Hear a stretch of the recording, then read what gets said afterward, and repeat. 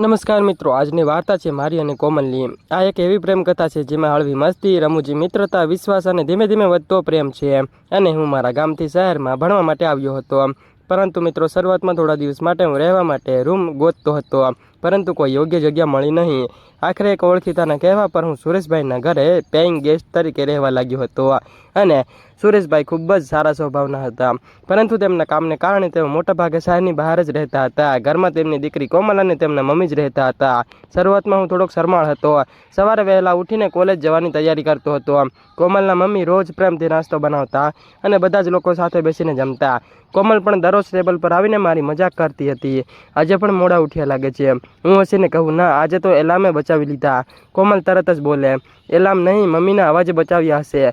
બધા જ લોકો હસી પડતા। ધીમે ધીમે મારી અને કોમલની મિત્રતા હવે વધતી ગઈ હતી અને અમે કોલેજ, ફિલ્મ, ક્રિકેટ અને રોજિંદા જીવનની વાતો કલાકો સુધી કરતા હતા। એકબીજાને કંઈ પણ કહેવામાં ખચકાટ ન રહેતો। જો હું ઉદાસ હોઉં તો તે તરત પૂછતી હતી, શું થયું, આજે એટલા શાંત કેમ છો? અને જો તે ઉદાસ હોય તો હું તેને હસાવવાના નવા નવા રસ્તાઓ શોધતો હતો। એક દિવસ સાંજે લાઇટ જતી રહી, આખું ઘર અંધારામાં ડૂબી ગયું। કોમલ બોલી, ચાલો હવે મોબાઈલની ટોર્ચથી લૂડો રમીએ। હું બોલ્યો, અંધારામાં પણ હારી જશો। તે તરત બોલી, પહેલાં જીતી તો જાઓ। એક દિવસ લૂડો કરતાં કરતાં એવું હસ્યા હતા કે સમય ક્યારે પસાર થઈ ગયો તેની કાંઈ ખબર જ ન પડી। કોમલ ખૂબ જ મસ્તીખોર હતી, ક્યારેક મારી બેગ છુપાવી દે તો ક્યારેક મારી નોટ્સમાં સ્માઇલો દોરી દે। એક દિવસ તો તેણે ચાની જગ્યાએ ખાંડ વગરની ચા આપી હતી। એક ઘૂંટડો પીધો, તરત જ કહ્યું, આજે ચામાં મીઠાશ ક્યાં ગઈ? કોમલ હસીને બોલી, મીઠાશ તો અમારી સામે જ બેઠી છે। હું પણ હસીને બોલ્યો, તો પછી ચામાં નાખવાની શું જરૂર? એ વાત સાંભળીને બંને જોરથી હસી પડ્યા અને આવી જ રીતે દિવસો પસાર થતા ગયા। અમે સારા મિત્રો બની ગયા હતા। એક દિવસ સુરેશભાઈ બહાર ગામ ગયા હતા। સાંજે વરસાદ શરૂ થઈ ગયો હતો। હું ગેલેરીમાં વરસાદ જોતો હતો ઊભો। કોમલ પણ ત્યાં આવીને બાજુમાં ઊભી રહી ગઈ। થોડી વાર પછી તેણે હસીને કહ્યું, એક કામ કરશો? મેં કહ્યું, કહો। તે બોલી, પપ્પા પાસે સમય જ નથી મળતો, તમે મારી સાથે ગરમા ગરમ ભજીયા બનાવવામાં મદદ કરશો? હું તરત તૈયાર થઈ ગયો। રસોડામાં બંને મળીને ભજીયા બનાવતા હતા અને ત્યારે લોટ પાતળો થઈ ગયો હતો, તો પછી તેમાં થોડોક લોટ વધાર્યો। એકબીજાને સૂચના આપતા આપતા આખું રસોડું હાસ્યથી ગુંજી ઉઠ્યું હતું। ભજીયા તૈયાર થઈ ગયા પછી કોમલે એક ટુકડો મારી તરફ વધાર્યો હતો અને મજાકમાં કહ્યું, ચાલો હવે કહો, મારી ટીમ વગર આ કામ થઈ શક્યું હતું? મેં હસીને જવાબ આપ્યો, ના, આજે તો તમે જ બચાવી લીધું। તે બોલી હતી, તો યાદ રાખજો, જે પપ્પા આ સમયના અભાવે મારી સાથે નથી કરી શકતા એ મસ્તી આજે તમે કરી બતાવો। હું હસ્યો અને કહ્યું, હા, પરંતુ રસોઈનું પાર્ટનર રોજ મળવું જોઈએ। બંને ફરીથી હસી પડ્યા। એ દિવસ પછી અમારી મિત્રતા વધુ મજબૂત બની ગઈ હતી। અમે એકબીજાનો ઘણો જ ખ્યાલ રાખતા હતા। પરીક્ષાનો સમય આવ્યો ત્યારે કોમલ મને નોટબુક્સ બનાવી આપતી અને હું તેને મુશ્કેલ વિષયો સમજાવતો હતો। એક દિવસ તેણે કહ્યું, જો તમે અહીં રહેવા ન આવ્યા હોત તો કદાચ મને આટલો સારો મિત્ર ક્યારેય પણ ન મળ્યો હોત। અને સ્મિત સાથે જવાબ આપ્યો હતો, મને પણ આ શહેર હવે જેવું ઘર જેવું જ લાગે છે। સમય પસાર થતો ગયો, અમારી વચ્ચે વિશ્વાસ પ્રેમમાં બદલાઈ રહ્યો હતો। બંને એકબીજાને પસંદ કરવા લાગ્યા, પરંતુ ઉતાવળમાં કંઈ કહેવું ન હતું। અમે નક્કી કર્યું કે પહેલાં ભણતર પૂરું કરીશું, પછી જીવન વિશે વિચારશું। અને ત્યાર પછી થોડા જ મહિનાઓ પછી સારી નોકરી પણ મને મળી ગઈ હતી। એક દિવસ હું સૌથી પહેલાં કોમલને મળવા ગયો હતો અને કહ્યું, આ સફળતામાં તારો પણ મોટો ફાળો છે। કોમલની આંખોમાં ખુશીના આંસુ આવી ગયા હતા। તેણે કહ્યું, હવે લાગે છે કે આપણું સપનું ધીમે ધીમે સાચું થઈ રહ્યું છે। થોડા સમય પછી મેં સુરેશભાઈ પાસે કોમલનો હાથ માંગ્યો હતો અને તેમણે હસીને કહ્યું, મને તો પહેલેથી જ લાગતું હતું કે તમારી મિત્રતા એક દિવસ સુંદર સંબંધમાં બદલાશે। બંને પરિવારવાળાની સંમતિથી અમારા લગ્ન થયા હતા। આજે પણ જ્યારે અમે વરસાદમાં ભજીયા બનાવીએ છીએ ત્યારે એ પહેલી મસ્તીવાળી સાંજ અમને યાદ આવી જાય છે। અને મિત્રો, સાચો પ્રેમ હંમેશા વિશ્વાસ, સન્માન અને મિત્રતાથી શરૂ થાય છે અને એ જ સંબંધને જીવનભર મજબૂત બનાવે છે। એક રવિવારની સવારે હું હજુ ઊંઘમાં હતો। અચાનક મારા રૂમનો દરવાજો ખખડાયો હતો। મહારાજ, હવે ઉઠશો કે બપોરે?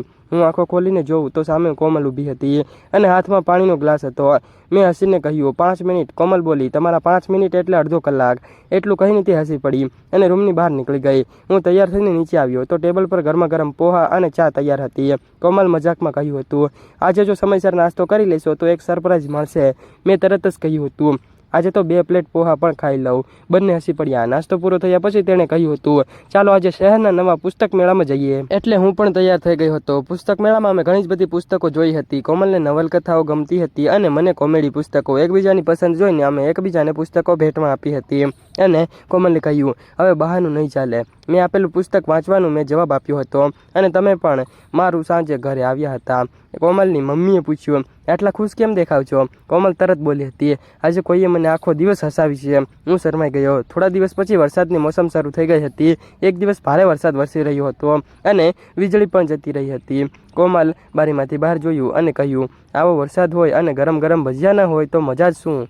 મેં કહ્યું, ચાલો આજે હું મદદ કરું. રસોડામાં બંને મળીને ભજીયા બનાવતા હતા અને હું બટાકા કાપતો હતો અને કોમલ લોટ તૈયાર કરી રહી હતી. અચાનક જ મારા હાથ પર લોટ લાગી ગયો. કોમલ હસીને બોલી, આવો રસોઈ તો મેં પહેલી વાર જોયો. મેં પણ મજાકમાં તેના પર હાથ પર થોડોક લોટ લગાડી દીધો. અરે હવે તો બદલો લઈશ. બંને બાળકોની જેમ હસતા રહ્યા હતા. ભજીયા તૈયાર થઈ ગયા પછી અમે ગેલેરીમાં બેસીને વરસાદ જોતા જોતા ચા પીતા હતા. અને ત્યાર પછી કોમલે ધીમેથી કહ્યું હતું, તમારી સાથે સામાન્ય દિવસ પણ ખાસ બની જાય છે. હું થોડોક શાંત રહ્યો હતો. શું થયું? કંઈ નહીં, બસ આ ક્ષણ લાંબા સમય સુધી યાદ રહે છે. અને કોમલ સ્મિત કરીને ચા પીવા લાગી હતી. બીજા દિવસે તેણે કહ્યું, આજે એક રમત રમીએ. મેં પૂછ્યું, કેવી રમત? જે હારે તે જીતનારની એક વાત માનશે. રમત શરૂ થઈ અને કેરમ રમ્યા. ઘણી જ બધી મહેનત પછી હું જીતી ગયો. કોમલ બોલી હતી, ચાલો કહો શું કામ કરાવશો? મેં હસીને કહ્યું, કાલે સાંજે મારી મનપસંદ આદુવાળી ચા બનાવજો. તે હસીને બોલી, બસ મને તો લાગ્યું હતું કંઈ મુશ્કેલ કામ હશે. બીજા દિવસે ખરેખર તેણે સરસ ચા બનાવી. એક દિવસ હું કોલેજથી થોડોક ઉદાસ આવી ગયો હતો. કોમલે મને પૂછ્યું, આજે શું થયું? મેં કહ્યું, પરીક્ષાની ચિંતા છે. તે તરત જ બોલી, નોટબુક લઈને આવી ચાલો અને આજે હું તમને આ વિષય સમજાવું. અને અમે કલાક સુધી ભણ્યા. પરીક્ષા પૂરી થઈ ત્યારે મને ખૂબ જ સારા માર્ક આવ્યા હતા. મેં કહ્યું, આ સફળતામાં તમારો પણ મોટો ફાળો છે. કોમલ ગર્વથી સ્મિત કરી. રક્ષાબંધન, દિવાળી અને ઉત્તરાયણ જેવા તહેવારો પણ અમે સાથે ઉજવ્યા હતા. ઉત્તરાયણના દિવસે હું પતંગ ઉડાડતો હતો અને કોમલ ફિરકી પકડતી હતી. તે વારંવાર કહેતી, કાપો કાપો, અને હું બોલતો, ધીરજ રાખો. જ્યારે આખરે સામેની પતંગ કપાઈ ગઈ ત્યારે કોમલ ખુશીમાં તાળીઓ પાડતી હતી. વાહ, આખરે જીત્યા. સાંજે છત પર બેસીને અમે સૂર્યાસ્ત જોતા હતા. કોમલે પૂછ્યું, એક વાત કહું? હા, જો તમે અહીં રહેવા ન આવ્યા હોત તો કદાચ મારી જિંદગી પણ ઘણી બોરિંગ હોત. મેં હસીને જવાબ આપ્યો હતો. અને જો તમે ન હોત તો આ શહેર ક્યારે પોતાનું ન લાગ્યું હોત મને. અમારી આંખો મળી. અમે બંને થોડા ક્ષણ માટે ચૂપ રહી ગયા હતા. સમય પસાર થતો ગયો હતો. મારું ભણતર પર પૂરું થયું અને મને સારી કંપનીમાં નોકરી મળી ગઈ. સૌથી પહેલાં મેં આ ખુશખબર કોમલને આપી હતી. તે ખુશીમાં બોલી હતી, આજે તો મીઠાઈ મારા તરફથી. થોડા દિવસ પછી સુરેશભાઈ પણ ઘરે આવ્યા. તેમણે મને કહ્યું, બેટા હવે તો તું અમારા પરિવારનો સભ્ય બની ગયો છે. તેમના શબ્દો સાંભળીને મારા ચહેરા પર સ્મિત આવી ગયું હતું. અને થોડા મહિનાઓ પછી મેં હિંમત કરીને સુરેશભાઈ પાસે કોમલનો હાથ માંગ્યો હતો.